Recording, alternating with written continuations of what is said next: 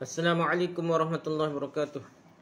Alhamdulillah rabbil alamin wassalatu wassalamu ala asyrafil anbiya'i wal mursalin sayyidina Muhammad wa ala alihi wa sahbihi ajma'in. Rabbi shrah li sadri wa yassir li amri wahlul 'uqdatam min lisani yafqahu qawli, amma ba'du. Kita sambung balik kitab kita ni, kitab Sabilul Muhtadin karangan Syekh Muhammad Arsyad Al-Banjari. Sabilul Muhtadin karangan Syekh Muhammad Arsyad Al-Banjari. Kita ni dalam bab puasa, rukun dan syarat-syarat puasa, syarat dan rukun puasa. Kita bincang panjang sebelum ni, rukun yang kedua sampai 2-3 kali dah, panjang dah. Sekarang ni kita rukun kedua tu perkara yang membatalkan tidak melakukan perkara yang membatalkan puasa lah. Nah, menahan diri dari perkara yang membatalkan puasa. Rukun ketiga ni ialah orang berpuasa dah. Ni kita nak bincang ni rukun yang ketiga dah. Rukun yang ketiga shaim, artinya orang yang berpuasa dah. Bermula syurut, syarat yang puasa itu 3 perkara. 3 separuh syarat dia dah.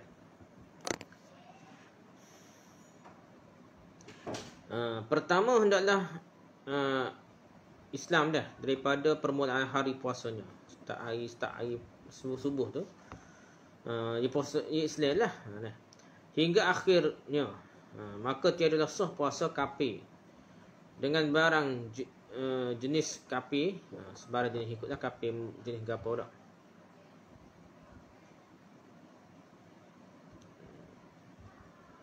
Dan batal puasa yang murtad dalam hari puasanya dengan ijma'. Jadi boleh murtad dengan hari masa-masa mana masa puasa tu, batal puasa hari tu dah. Syarat yang kedua dah. Syarat yang kedua, syarat pada rukun ketiga.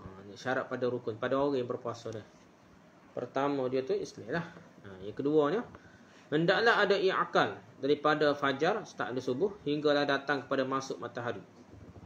Masuk maghrib lah dah. Maka tidaklah sah puasa yang gila daripada fajar hingga maghrib. Start ke subuh sampai maghrib, tenggelam matahari ni, dia gila, tak sah lah puasa dia dah.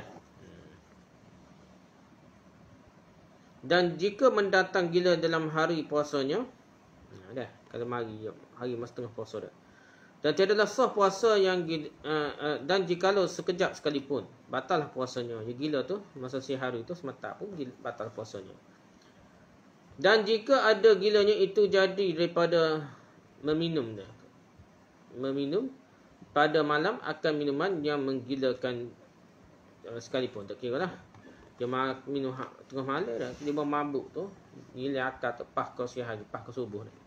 Batal lah puasa dia. Tadi, dia kena qada lah dah.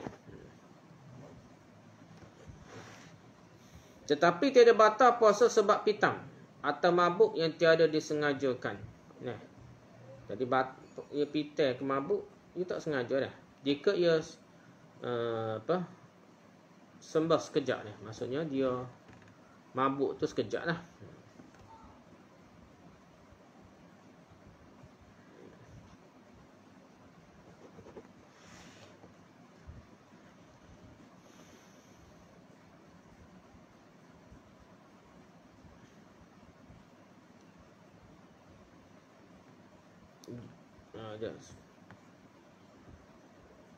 Okey, jika ia sembuh sekejap jua pun dalam siang dah.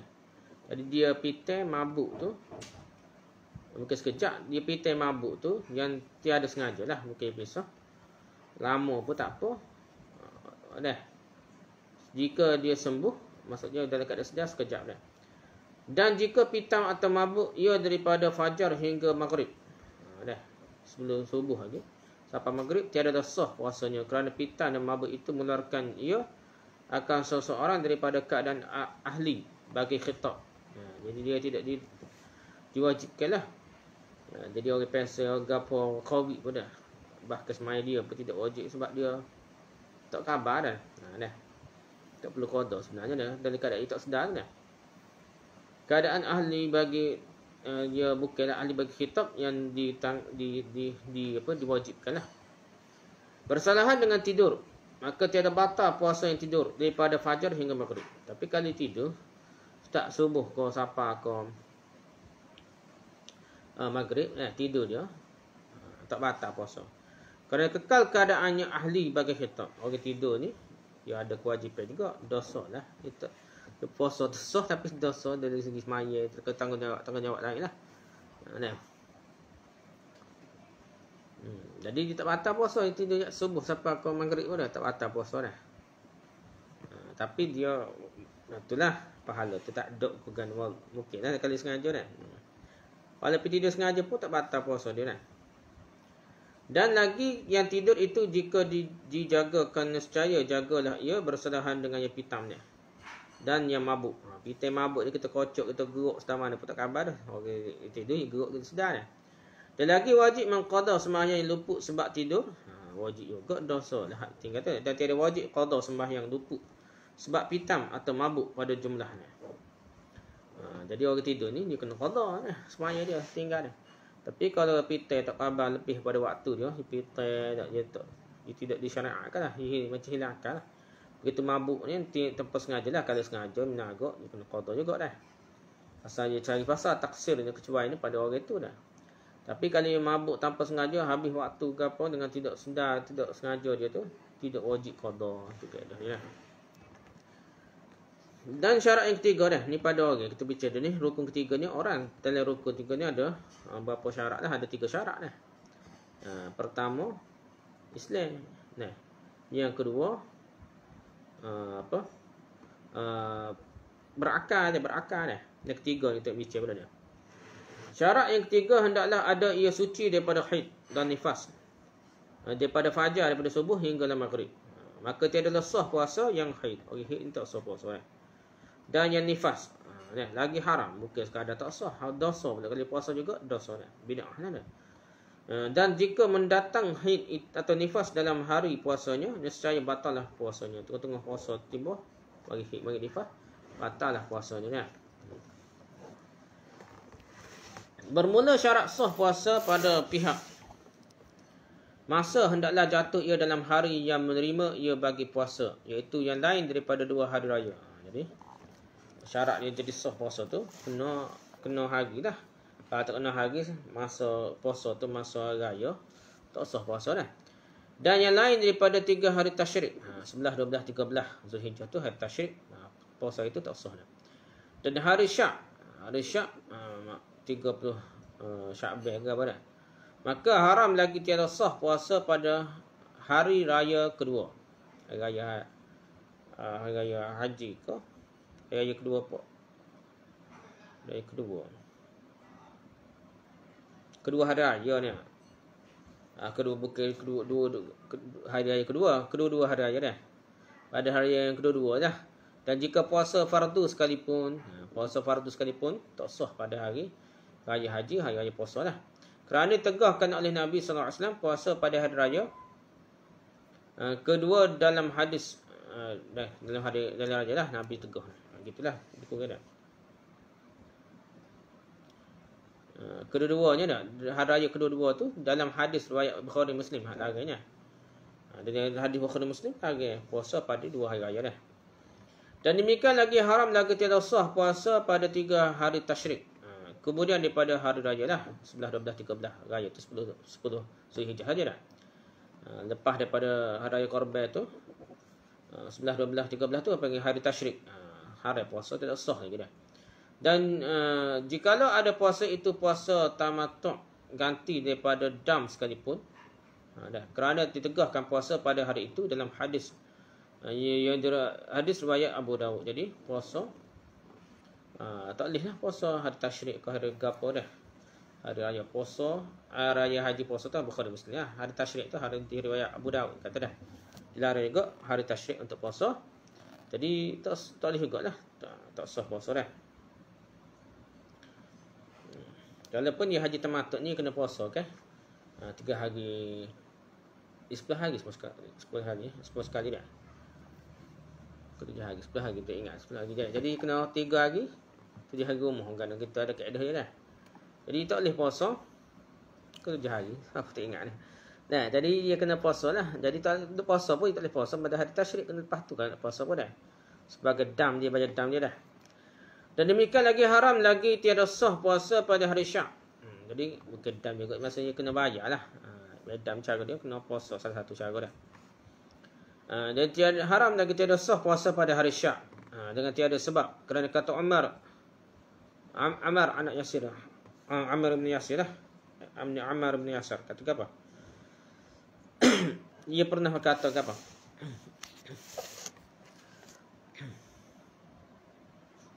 Man sama yaum asy-syakki faqad asa Abul Qasim sallallahu alaihi wasallam.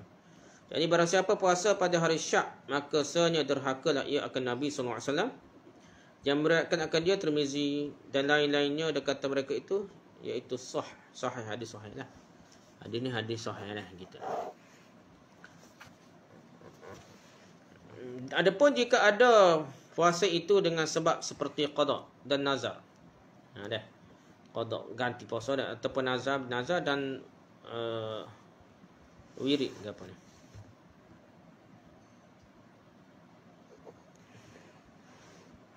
Jadi kebiasaan lah warid dan kebiasaan dia, maka sahlah puasanya lagi tiada haram melainkan jika disengaja menjatuhkan puasa dalam waktu Syak. Jadi dia sengaja waktu Syak, kalau setiap puasa Isnin Khamis kena gitu, tak apalah.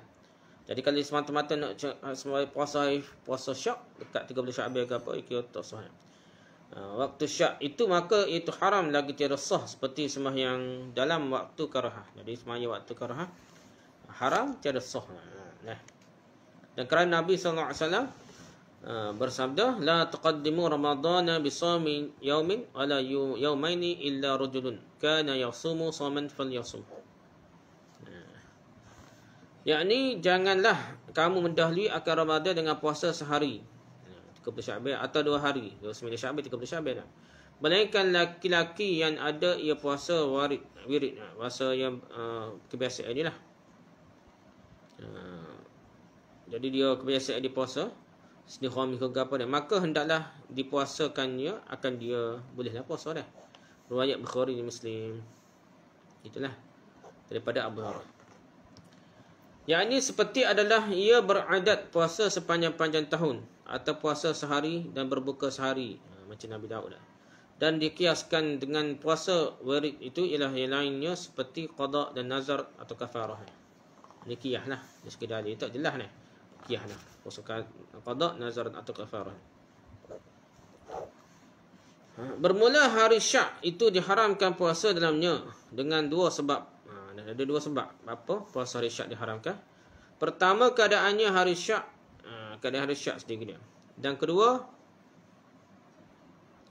keadaannya hari dalam nisf yang kedua pada bulan Syaban. Maka hari Syak itu iaitu hari ke-30 daripada bulan Syaban. Itulah kita cerita dah. Hari ke-30 bulan Syaban. Apabila berkhabar segala manusia dengan melihat bulan Ramadan. Orang duk kecek bulan Ramadan tidak Ramadan dah. Dan tiada naik saksi seorang jua pun pada melihat dia dah. Tak ada orang jadi saksi. Ada tu raya dah. Atau naik saksi segala mereka yang tiada terterima saksinya, orang fasik, orang tak kajak tak percaya dah. Seperti keadaan mereka itu kanak-kanak atau sahaya atau fasik atau perempuan. Jadi kerajaan rakyat tak percaya, ni tak boleh ikutlah. Kes dia rakyat dah. Tak ada bukti lain dah. Jadi dia tak boleh puasa lah. Jadi syak itu rakyat. Mungkin betul persediakan dia tu orang fasik, itu tak boleh nak puasa juga.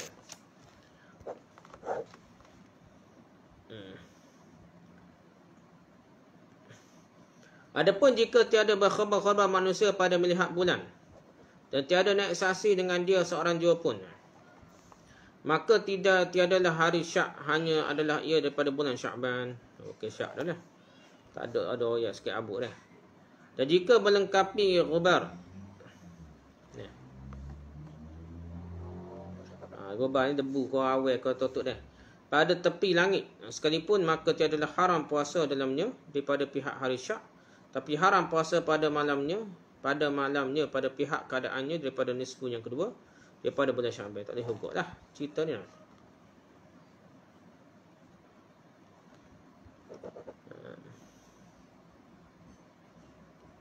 Bahagian kedua sebab kedua dah. Dan demikian lagi haram puasa pada nisfu yang kedua daripada bulan Syaban. Yang kata haram lah. Ya ada dalil, cumanya ulama lain tu dia kata dhaif lah. 15 Syaban tu secara umum dalam mazhab kita pun makruh, tapi ada juga antara ulama mazhab kita kata haram lah puasa lepas 15 Sya'ban itulah. Iaitu daripada hari yang ke-16 hingga akhir bulan Sya'ban, kerana sabda Nabi sallallahu alaihi wasallam, "Izan tasafa Sya'banu fala tasumu." Apabila telah sampai pertengahan bulan Sya'ban, maka janganlah kamu puasa dah. Apabila bertengah lah bulan Sya'ban, lepas 15 sampai ke akhir tu, maka janganlah kamu puasa. Bolehkan puasa wirid, puasa kebiasaan lah, tabiat dia seperti beradat, ya puasa sentiasa, atau berselang-selang hari, atau puasa Isnin ya, ispu yang pertama seperti ya.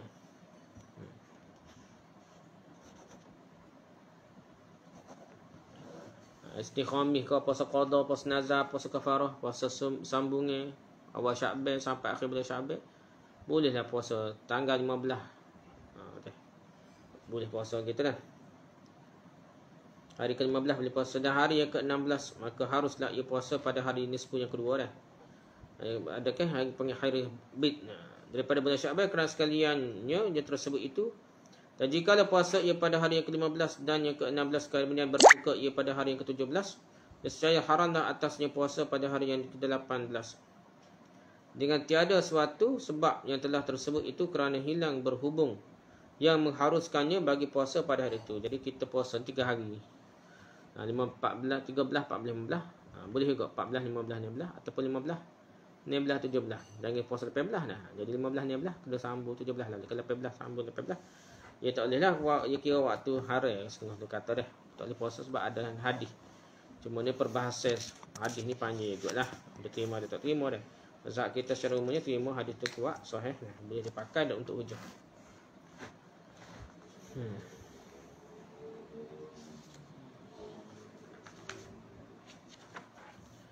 Okey, lepas tu kita bincang sikit syarat wajib puasa bulan Ramadan.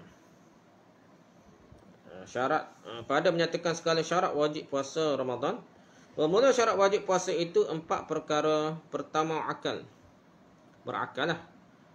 Maka tiada wajib puasa atas orang yang hilang akalnya sebab gila atau pitam atau mabuk, yang tiada derhaka ia dengan sebabnya. Jadi bukanlah sebab dia sengaja dak. Dia makan arak ke apa dia mabuk, tak boleh lah dia.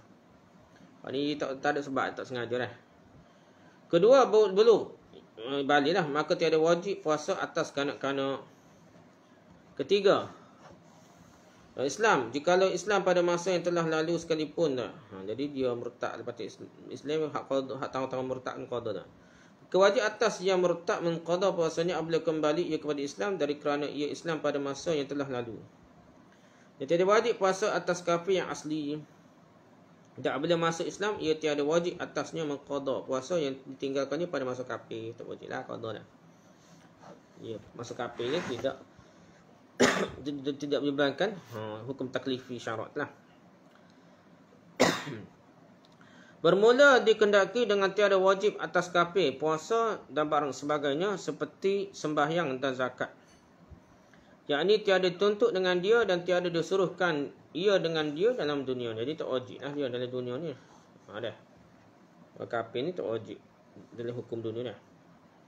Tetapi dituntut ia dan diseksa ia dalam akhirat sebab meninggalkan dia. Tapi orang kafir, ya sematilah keadaan kafir, dia kena tuntut juga sebab apa tak semaya dah. Jadi macam wajib lah tadi dah. Tapi semaya, kalau semaya dia keadaan kafir, tak sah juga semaya dia. Jadi gitulah dia kata dah.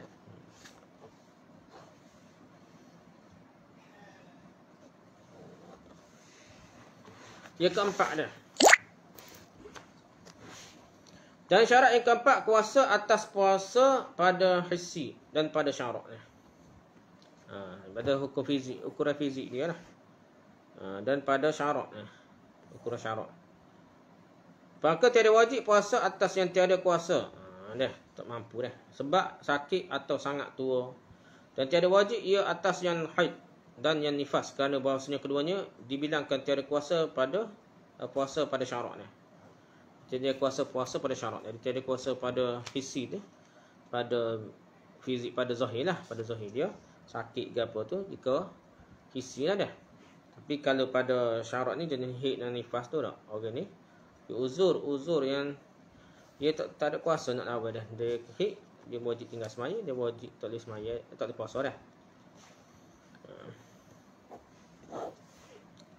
Soal, apabila tiada wajib atas keduanya, puasa lagi haram ia atas keduanya, maka betapa jua kiranya diwajibkan atas keduanya mengqada puasa. Apa kena qada puasa juga kalau bagi tak wajib oleh haid nifas ni lah. Yang ditinggalkannya dalam masa haid dan nifas tersebut. Jawabnya, bahawasanya wajib qada atas keduanya dengan surah, dengan gambaran yang baharu jua, maka hendaklah diniatkannya oleh keduanya puasa qada. Tiada adab dikarenakan oleh dikerjakan di luar waktunya yang telah ditentukan baginya oleh syarak. Jadi orang haid yang nifas ni memang dia tak wajib dah. Bapa dia, tapi dia wajib qada pada waktu lain, hari yang lain tak. Sebab apa dia? Sebabnya adalah tugas baru dia kata dia. Kalau niat qada puasa, dia kena niat qada puasa lah. Bukan melaksanakan puasa tunai kerana puasanya dikerjakan di luar waktu yang telah disyaratkan syarak lah. Gitulah lebih kurang dah. Syahadan, apabila ada syahadan, wajib atas wali menyuruhkan kanak-kanak dengan mengerjakan puasa tak kala genap umurnya 7 tahun. Jadi umur 7 tahun tu wajib dah ajar anak dia puasa dia. Apabila memayis ni. Bila ia memayis lagi kuasa, ia puasa. Itulah syarat dia. 7 tahun tu dia memayis dulu dah. Lepas tu dia mampu puasa. Dan wajib atasnya memalu dia atas meninggalkan puasa serta tak kala genap umurnya 10 tahun. Dia umur 10 tahun tak saya puasa, boleh godel lah. Dia godel dah. Dia kias dengan semaya ni. Dan wajib atasnya memalu dia atas meninggalkan puasa tak kala genap umurnya 10 tahun. Dan jika kuasa, ia puasa seperti perintah semaya jua. Macam semaya kata tak. Perbahasa dia, dia kias dengan semaya dah. Wajib atas orang tua, wali kepada budak tu untuk suruh budak tu puasa dah.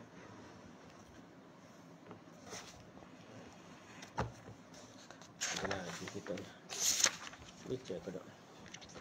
Sikit lagi dah. Pasal pada menyatakan barang yang mengharuskan berbuka puasa. Sebab apa boleh buka puasa dah?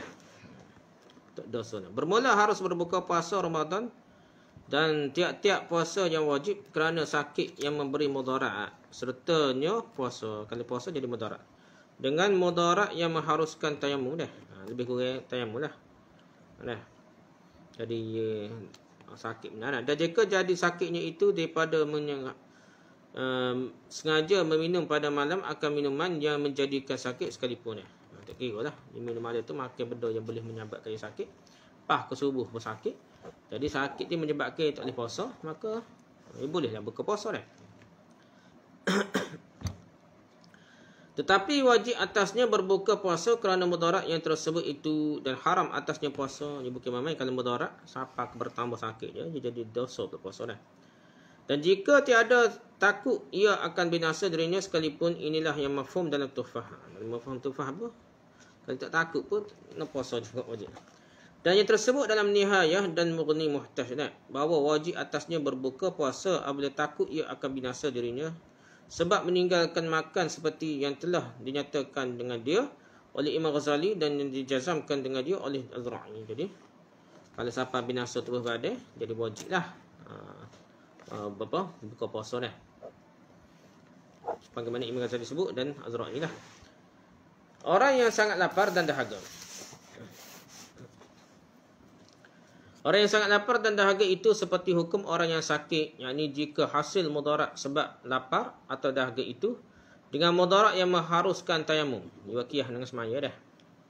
Harus baginya berbuka puasa. Dan jika tiada seperti demikian itu, maka tidak harus baginya berbuka. Dan tiada harus berbuka puasa. Tak boleh buka puasa dah. Kerana sakit yang sedikit seperti pening kepala dan sakit telinga dan sakit gigi, melainkan jika takut ia akan bertambah sakit sebab puasa. Maka diketahui daripada ibarat Nihayatul Muhtaj dan Mughni Muhtaj bahawa orang yang sakit itu terkadang harus ia berbuka puasa jika ada sakitnya itu mengharuskan tayamum. Gitulah yang kata kait dengan tayamum. Kias dengan tayamum ni.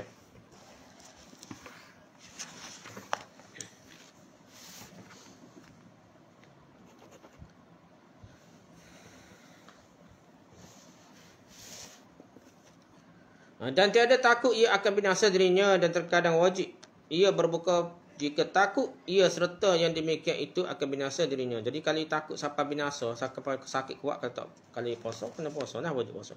Dan bila wajib atas yang sakit itu berbuka puasa, maka puasa juga ia sah lah. Maka puasa juga ia sah lah puasanya dah. Sakit pun dia mampu berbuka puasa macam biasa, dia sah lah puasa ni.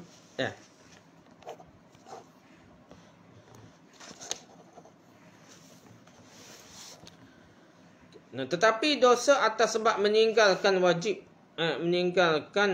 kemudian jika ada sakitnya sentiasa berkekalan pada malam dan siang atau mendatang sakitnya itu dahulu daripada fajar, maka tidaklah wajib atasnya berniat pada malamnya untuk wajibnya.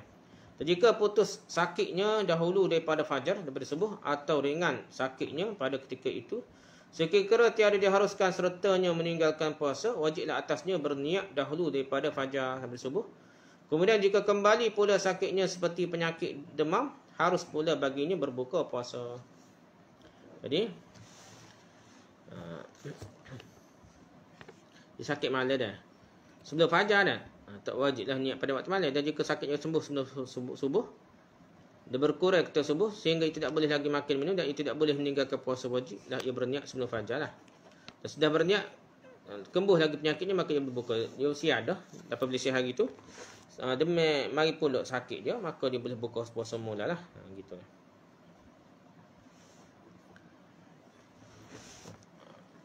Dan demikian lagi harus bagi orang yang memotong umpama padi atau yang berbuat rumah berbuka puasa jika takut ia sebab puasa atas kebinasaan bumi kebinasaan kesukaran baik terjadi waktu siang. Jadi takut musnah lah rumah ke padi ke apa dah, dia tengah duk usaha dah, kebinasaan lah atau rumah yang dikerjakan dah, gitulah dah.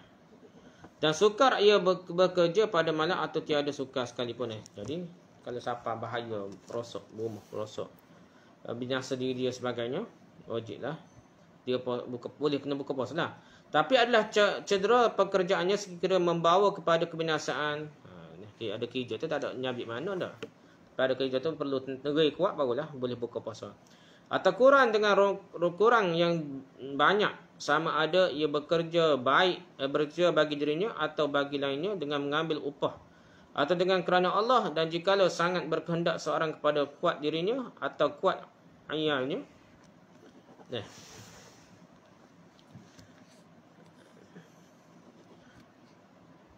Jadi untuk keluarga dia lah ialnya dah. Jadi ada pekerjaan lain selain dari pekerjaan yang memaksa dia berbuka.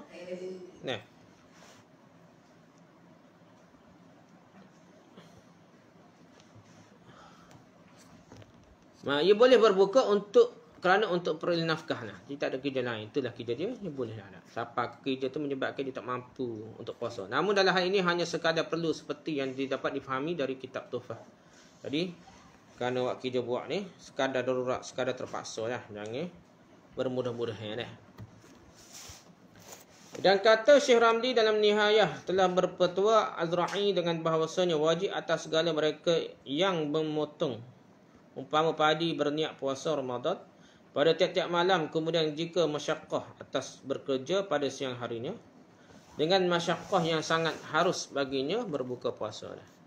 Jadi dia ni kena start nak puasa juga, walaupun dia kemungkinan besar dia kata dia kerja buat tak boleh puasa-puasa dah. Tapi dia kena start dengan malam tu niat puasa dulu. Lepas tu sampai esok tengah hari, esok tak tahan buka puasa pun tak apalah. Tapi dia kena start nak puasa jugalah. Ni pendapat apa dia Syekh Ramli dengan Azra'i lah. Dan demikian lagi harus berbuka puasa bagi orang yang musafir, seperti yang mengharuskan qasar, iaitu lanjut lagi mubah kerana firman Allah Ta'ala. Jadi ada dalil dah. Faman kana minkum maridan aw ala safarin fa'iddatun min ayyamin ukhra. Maka jika di antara kamu ada yang sakit atau dalam perjalanan,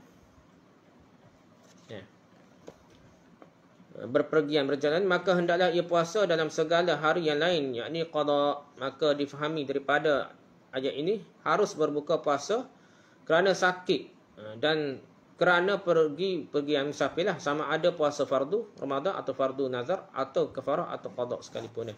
Semua perkara tu boleh qada lepas ni lah. Dia kena buka puasa, dia kena qada lepas ni lah. Adapun seperti safar yang tiada harus dalamnya qasar, iaitu seperti safar yang singkat atau safar maksiyah, maka tidak harus berbuka puasa dalamnya. Dan tiada diharuskan berbuka puasa bagi orang yang musafir yang diqasarnya diniatnya pada safarnya itu semata-mata kerana hendak mengharuskan berbuka juga. Kalau niat semata-mata nak suruh buka. Pisah puasa tu bersafir tu bukan ada matlamat apa, sekadar tak si puasa dah. Jadi hak ni dah soalan dah.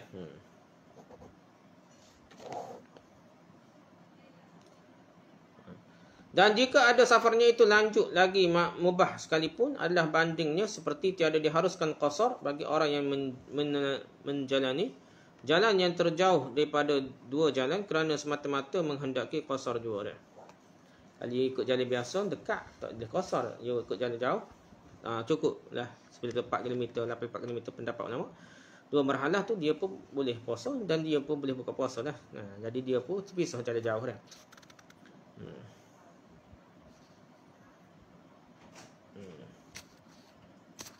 Jadi dia boleh ke kawan kat jauh tu menyebabkan dia boleh puasa, boleh buka puasa dah. Okey, dan jikalau musafir orang yang puasa di negeri tempat kediamannya dalam hari puasanya dan tiada harus baginya membukakan puasanya dalam safar pada hari itu. Pula dah ni pendapat mazhab kita lah, ada kata tidak dah. Kerana tak kala adalah setengah puasanya itu jatuh dalam negeri, jadi asalnya wajib puasa Ramadan ni. Jadi dia start puasa kapal dia, tiba-tiba nak berjalan musafir nak pergi Kuala Lumpur ke apa, maka dia kena teruskan puasa dia lah. Sebab dia berada di negeri dia, tidak musafir tu baru tak wajib lah. Dan dighalibkanlah atasnya hukum dalam negeri, kena melihat nilai negeri dah. Jua dan lagi pula adalah seperti itu, safarnya itu dengan ikhtiarnya, bersalahan jika mendatangkan sakit. Atas orang yang puasa, hari puasanya haruslah baginya berbuka puasa dengan tiada karahah. Kalau yang sakit tu tak ada makruh lah dah.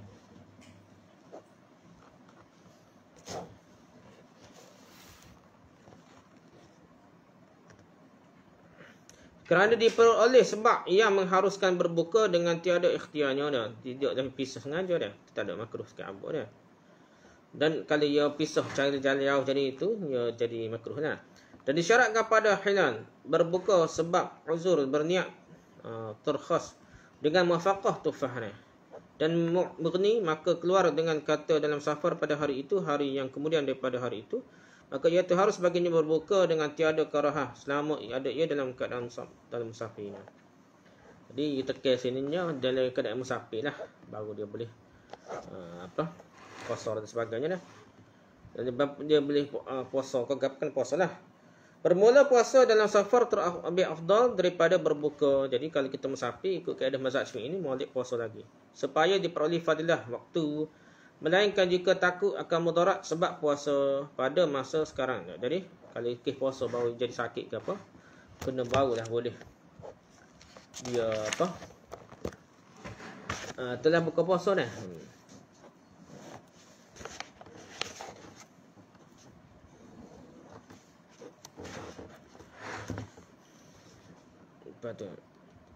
Pada masa sekarang atau pada masa yang lagi akan datang, maka berbuka afdal daripada berpuasa. Kalau dia jadi susah ni, lebih baik dia qada lah. Dan terkadang wajib berbuka jika takut ia sebab puasa itu akan mudarat yang mengharuskan tayamum, seperti yang telah terdahulu bandingannya. Dan jikalau jadi muqim orang yang musafir atau sembuh orang yang sakit dalam puasanya, haramlah atasnya berbuka. Kerana ketiadaan sebab yang mengharuskan berbuka, apabila berbuka orang yang musafir atau yang sakit, wajiblah atas keduanya mengqada. Gitulah dah, wajib qada lah kalau ikut tak puasa juga dah.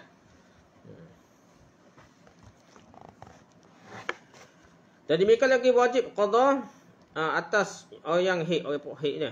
Dan nifas dan atas yang berbuka puasa dengan tiada uzur.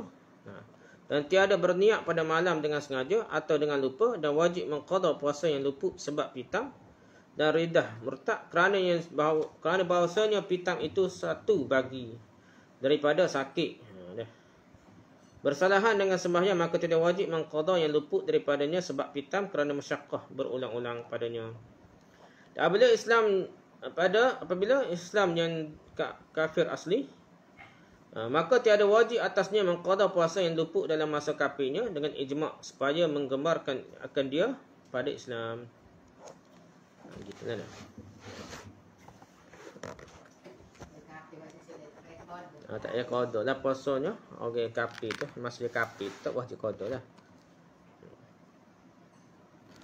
Mana balik? Tak ada cerita. Qada juga Kak. Banyak ni. Dan demikian lagi apabila balik kanak-kanak dan sembuh orang yang gila, maka tiada wajib atasnya mengqada puasanya yang luput dalam masa kanak-kanak dan masa gilanya. Gitu juga. Mana gila dan kanak-kanak ni masa gila atau masa kanak-kanak tak wajib qada lah. Melainkan jika gila ia dalam keadaan murtadnya atau dalam mabuknya, maka wajiblah atasnya mengqada puasa yang luput dalam murtadnya dan mabuknya seperti yang telah terdahulu bandingannya pada kitab solat. Jika balik kanak-kanak pada siang hari padahal ia puasa, wajiblah atasnya menyempurnakan puasa dan tiada qada atasnya. Dan jika balik kanak-kanak pada siang hari padahal tiada ia puasa atau sembuh orang gila atau Islam yang kafir pada siang hari, tiada wajib atas mereka itu qada kerana tiada dapat masa yang meluluskan puasanya, puasa tunai. Jadi tak ada waktu nak puasa, tak ada dah. Bahasa baru masuk Islam dan sebagainya lah.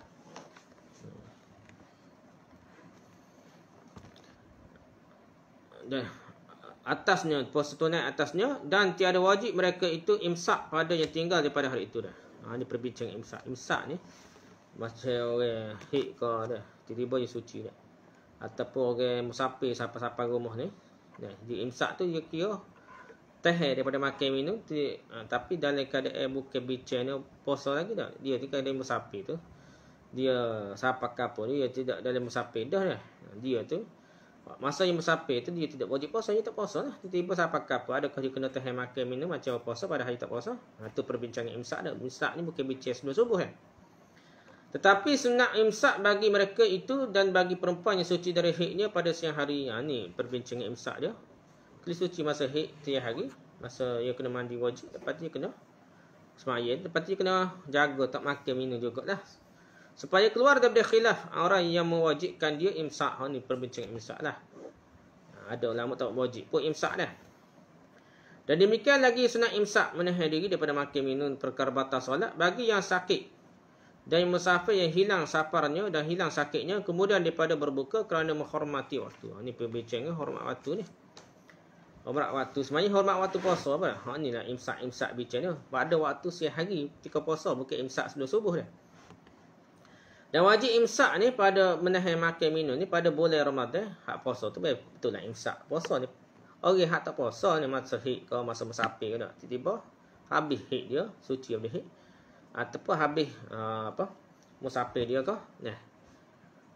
Gitulah dah. Jadi dia kena imsak tidak dah. Dan wajib imsak pada bulan Ramadan atas barang siapa yang berbuka puasa dengan tiada uzur. Buka puasa tiada uzur dia kena tak makan juga. Dan dia lupa akan niat pada malam harinya pun dia tak boleh makan minum juga lah.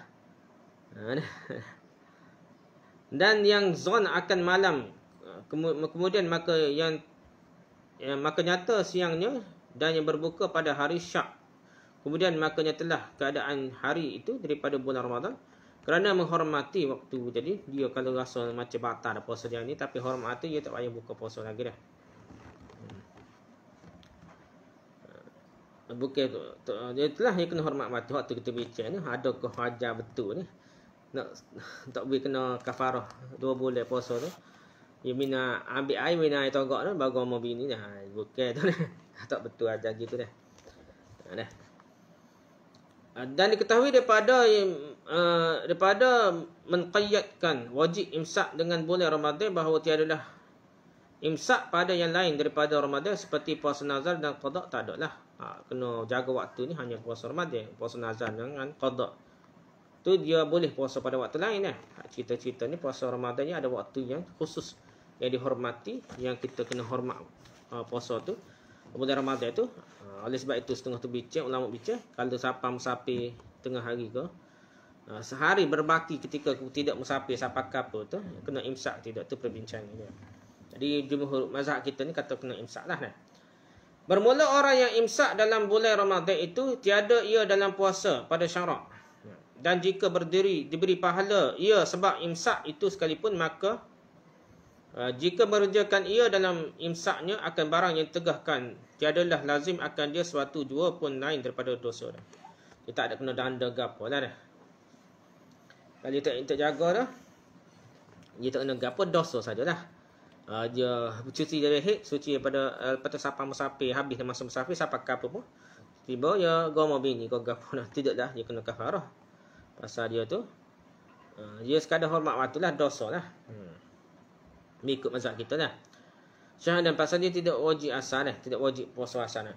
Syahadan sunat bagi orang yang berbuka puasa dengan uzur menyegerakan qada serta berturut-turut supaya segera lepas zimmahnya, tanggungjawabnya daripada keberatan. Jadi daripada berat tanggungan kewajipan puasa kau semaya ni, kena cepat-cepat selesai dah. Dan wajib menyegerakan qada serta berturut-turut atas orang yang berbuka puasa dengan tiada suatu uzur. Kalau orang ni dia buka puasa tak ada uzur tu, dia pun buka puasa juga, dia dosa dan dia taubat, dia kena puasa segera lah, berturut-turutnya, supaya keluar ia daripada maksiat dengan segera. Itulah keadaannya dah. Wallahu a'lam. Subhanakallahumma hamdika, subhanaka hamdika, asyhadu an la ilaha illa anta, astaghfiruka wa atubu ilaik. Assalamualaikum warahmatullahi wabarakatuh.